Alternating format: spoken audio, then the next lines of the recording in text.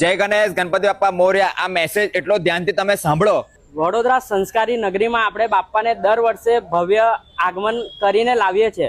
આ વર્ષે પણ આપણે એ જ રીતે વાજતે ને ગાજતે બાપ્પાને લાવવાના છે. પરંતુ એ વાતનું ધ્યાન રાખીશું કે આપણે ડાન્સ કરીએ છીએ કે કોઈ બી રીતે કોઈને ધક્કો વાગી જાય છે તો એને આપણે સોરી કહીને લેટ ગો કરવાનું છે, તેને આગળ વધારવાનું નથી. કારણ કે એ બી આપણા હિન્દુ ભાઈ બહેન છે અને બાપ્પાના દર્શન માટે આવ્યા છે.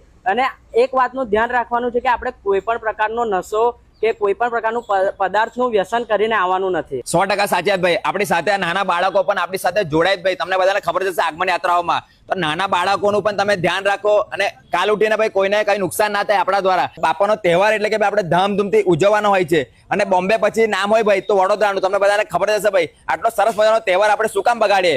એટલે આ મેસેજ આપણો તમામ ભાઈ ભક્તો સુધી પહોંચાડવા નમ્ર વિનંતી કરું છું. ગણપતિ બાપ્પા મોર્યા. જય ગણેશ.